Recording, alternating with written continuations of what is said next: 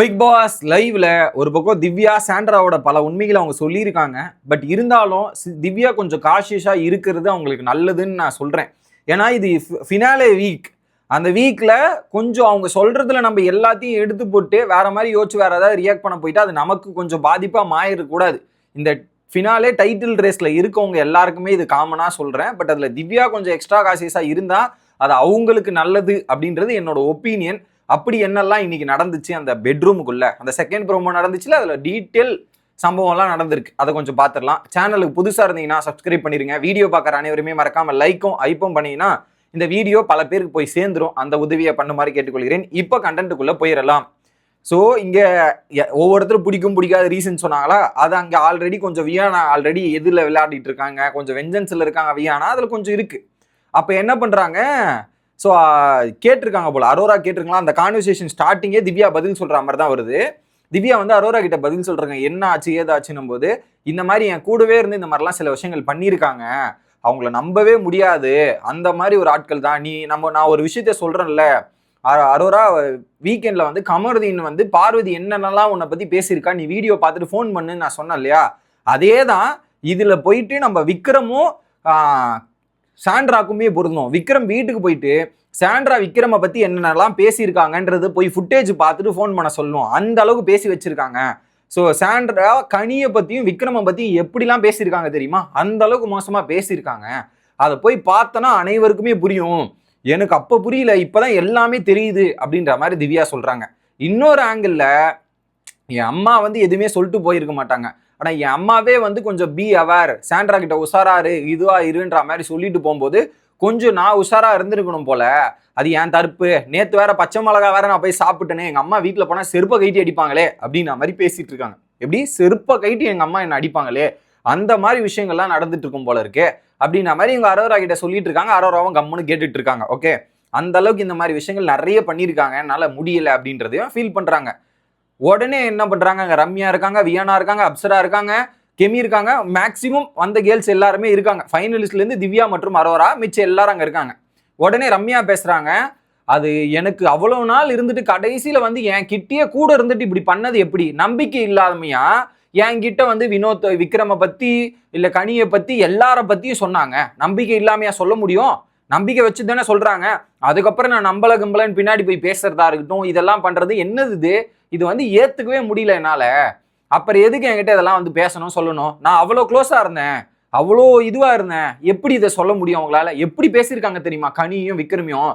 இப்போ அவங்க போய் பேசுறது கொஞ்சம் கொலாவது என்னமா இருக்கு, எப்படி இருக்கு, நல்லாவா இருக்கு இது பாக்குறதுக்கு, எப்படி பேசியிருக்காங்கன்னு அவ்வளோ கேவலமா பேசியிருக்காங்க, அவளுக்கு இதுவா பேசியிருக்காங்கன்ட்டு. அதையும் பேச விட்டு நீங்க கேட்டிருக்கீங்க பாருங்க, உங்களை என்னத்த சொல்றதுன்னு எனக்கு தெரியல.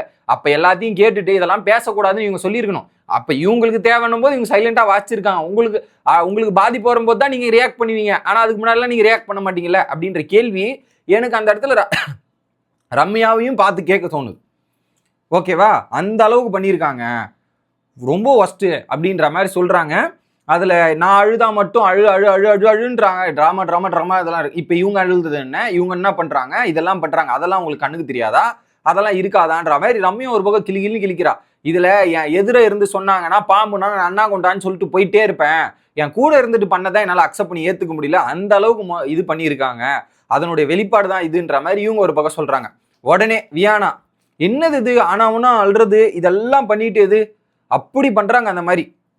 இதுல அந்த ஒரு இன்ச்சு ஸோ அவங்களுக்கு மட்டும்தான் ஃபேமிலி குட்டி குழந்தை எல்லாமே இருக்குதான், எனக்கு கூட தான் என் தங்கச்சி இருக்கா, தங்கச்சிக்கு ஃபீஸ் கட்டணும், இதெல்லாம் பண்ணணும், அதெல்லாம் கிடையாதா, அவங்களுக்கு மட்டும்தான் எல்லாமே இருக்கா, எங்களுக்கும் ஒரு லைஃப் இருக்குல்ல, அவங்களுக்கு மட்டும்தான் ஃபேமிலி இது உடம்பு சரியில்லை இதெல்லாம் யோசிப்பாங்க. என்னது இது, நான் இன்னொரு விஷயத்த சொல்லக்கூடாதுன்னு நான் பார்த்துட்டு இருக்கேன், நான் சொன்னா அது கொஞ்சம் அசிங்கமா போயிடும், நான் அடுத்தவங்களை பத்தி யோசிக்க வேண்டியதா இருக்கு. பாத்ரூம்ல கூப்பிட்டு போய் என்னை பத்தி என்ன பேசினாங்க தெரியுமா, பாத்ரூம்ல போயிட்டு ஒரு விஷயத்த பேசினாங்க, சாண்ட்ரா அடிக்கடி பேசுவது உண்டு, பாத்ரூம்ல கூப்பிட்டு வச்சுட்டு என்கிட்ட நிறைய விஷயங்கள் சொன்னாங்க, அதுவே எவ்வளவு பெரிய தப்பு தெரியுமா, அது என்னால பேச முடியாது, இன்னொருத்தர் சம்பந்தப்பட்ட விஷயமா இருக்குது, அதனால நான் வாயை மூடிக்கிட்டு உட்கார்ந்துட்டு இருக்கேன்ற மாதிரி வியானா சொல்றா. எப்படி வாயை மூடிக்கிட்டு உட்கார்ந்துட்டு இருக்கேன்ற மாதிரி வியானா சொல்றாங்கன்ற மாதிரி இந்த விஷயம் டிஸ்கஷன் போது, அந்த அளவுக்கு தான் அவங்க அப்படின்ற டிஸ்கஷன் வருதா. அப்புறம் அரோரா இப்ப உடனே என்ன சொல்லிடுறாங்கன்னா எல்லாரும் சேர்ந்து திவ்யா கூட சொல்லிடுறா, திவ்யா தான் ஃபர்ஸ்ட் சொல்ல, அரோரா விக்ரம் தான் இப்ப நீங்க அவங்க கூட இருக்கீங்க, அவங்கள கொஞ்சம் பேம்பர் பண்ணிட்டு இருக்கீங்க, நீங்க கொஞ்சம் பார்த்து இருந்துங்க, எல்லார பத்தி இப்படிதான் பேசிட்டு இருப்பாங்கன்ற மாதிரி அரோரா கிட்ட திவ்யா சொல்றா. உடனே அரோரா என்ன சொல்றாங்கன்னா, இங்க பாருங்க, போன வாரம் அந்த ஒரு இன்சிடென்ட் ஆயிடுச்சு, ட்ராமடைஸ் ஆயிடுச்சு, அதுல கொஞ்சம் எனக்கு பாவம் இருந்துச்சு, அதுல அவங்க மாறிட்டாங்கன்னு நான் நினைச்சு நான் தான் சொன்னேன் தவிர்த்து அவங்கள பின்னாடி வந்து அடுத்தவங்கள பத்தி பேச விரும்பல, அடுத்தவங்கள பத்தி இது சொல்ல வரல அப்படின்றது தான் நான் பாத்துக்கிறேன் அப்படின்றத சொல்றாங்க. ஓகே, உடனே வந்து எனக்கு திவ்யா என்ன சொல்றாங்கன்னா, தள்ளி விட்டது கீழே விழுந்தது கூட டிராமாவா இருக்காது, டிராமாவா இருக்காது, டிராமாவா இருக்குமோன்ற மாதிரி டவுட் இருந்தது. இப்படி தள்ளி விட்டு கீழே வந்ததுலாம் டிராமா இருக்காது, டிராமாவா இருக்குமோ. ஸோ இது டிராமா இல்ல டிராமான்னு பிக் பாஸ் ஒரு ரீகேப் போட்டார்ல, அந்த மாதிரி எனக்கு தோணுது. என்னது இது அப்படின்ற மாதிரி திவ்யா இதை சொல்றாங்க. சபரி மேல ஒரு ராங் அக்யூசேஷன் வைக்கிறாங்க, அது எப்படி அது வச்சிருக்கவே கூடாது, ரொம்ப தப்பு இல்லைங்க, அந்த மாதிரிலாம் வைக்க முயற்சி பண்ணாங்க பிரஷ் இஷ்யூலன்ற மாதிரி அந்த ஒரு விஷயத்த போட்டு உடைக்கிறாங்க.